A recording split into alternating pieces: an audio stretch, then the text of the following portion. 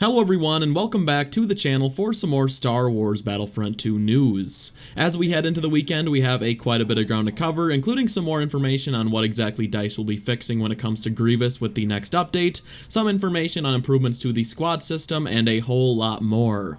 Before we get into the news, I just wanted to say thank you. We just hit 100,000 subscribers yesterday, so thank you all so much for that huge milestone.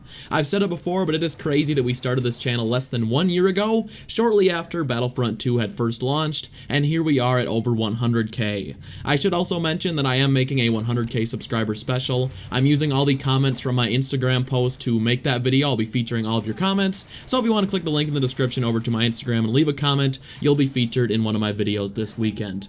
But anyways guys, with all of that being said, let's get into this. So over on the Battlefront 2 subreddit, there was a whole thread just kind of discussing how buggy Grievous has turned out to be, and a lot of the complaints were centered around the thrust surge ability, which as you guys are all probably aware is very inconsistent at the moment and rarely works. And even when it does, his regular attack deals more damage than the thrust surge when you hit from the right angle and with the right star card, so it's really just never worth using against infantry.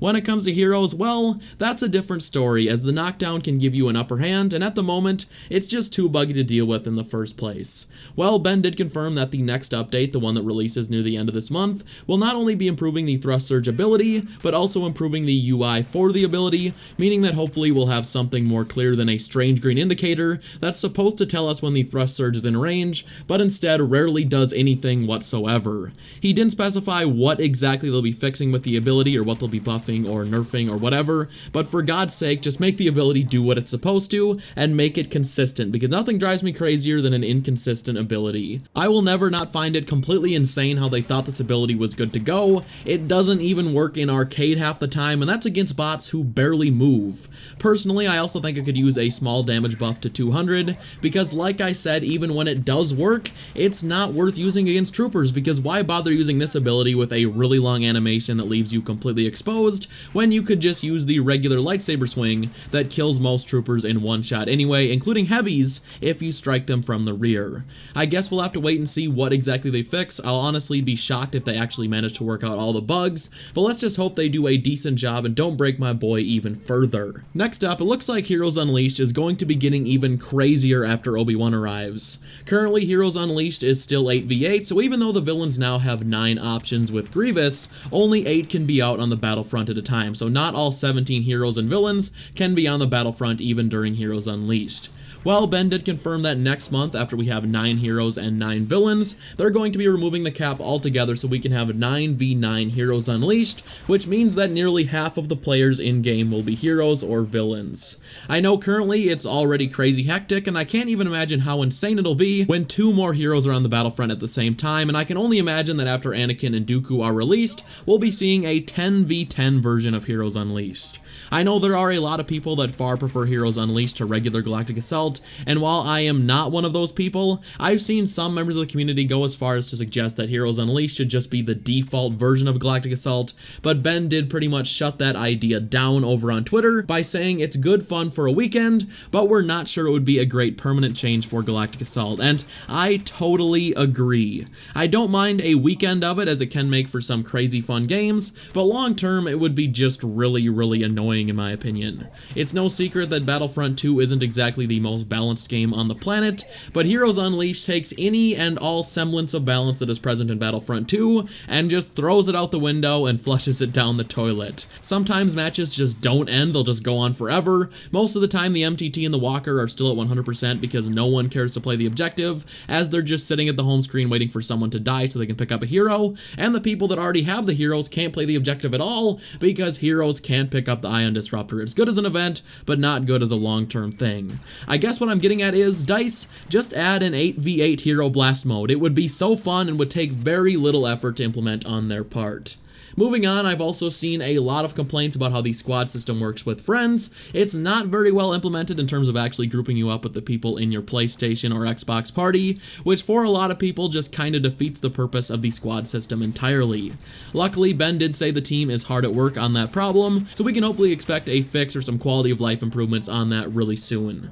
I'll be honest, this doesn't really affect me as I almost always play Battlefront 2 solo, as do most people, but for those of you who would like a better squad system for you and your battle Battlefront friends. Hopefully this fix can help you out. Next up is something I know a lot of you guys really desperately want, and that is an update on the shiny skin for the Naboo troopers. If you guys remember way back to this game's alpha, there is a ton of gameplay of people playing as unmarked Phase 2 clone troopers on Naboo, kind of like the clones on Kamino, except Phase 2 instead of 1, and currently, the Phase 2 clone troopers with no markings are just not in the game. People have really wanted the unmarked troopers as a skin, and like 2 months ago, Dennis Brandval pretty much straight up said on Twitter that they would be doing that for us, but then nothing ever came of it. I'm not exactly sure what's going on, but despite Dennis's comment a few months ago, Ben said today that he just can't give us an update on it, but the whole team is aware the community really wants it.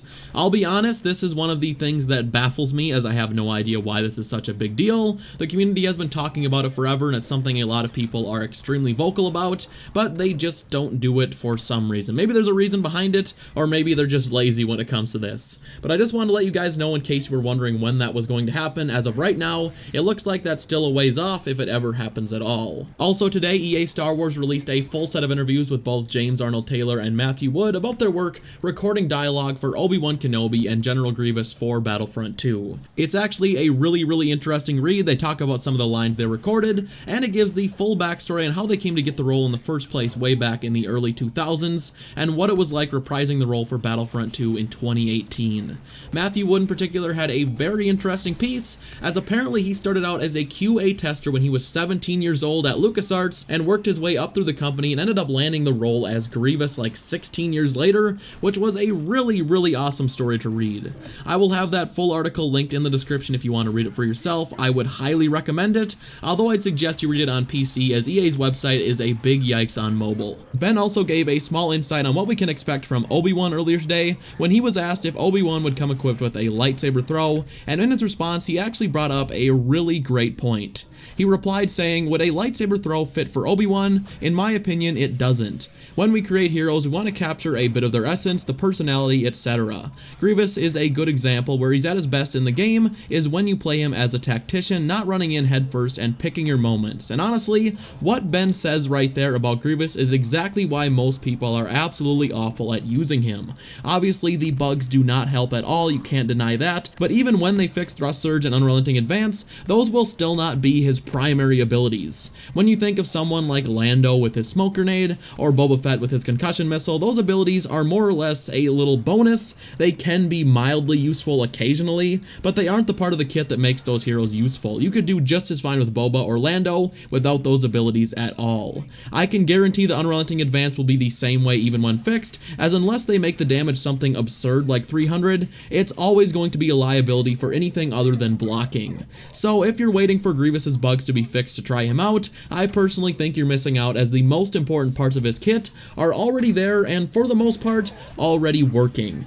But his Obi-Wan comment does tell us that Obi-Wan will not be coming with a lightsaber throw, not that anyone expected him to, but I honestly fully expect Anakin to have one. I think Anakin is really likely going to have somewhat similar abilities to Vader, but he's going to move and regenerate health way faster and not be nearly as much of a tank as Vader is.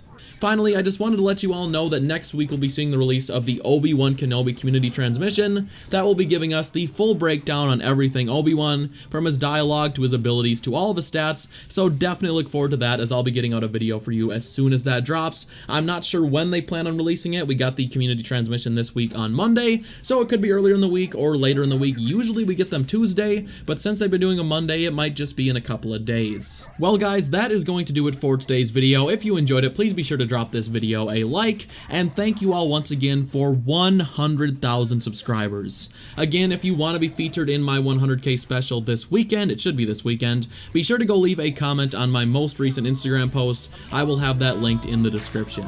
Thank you all so much for watching, and I will see you in the next one. Bye.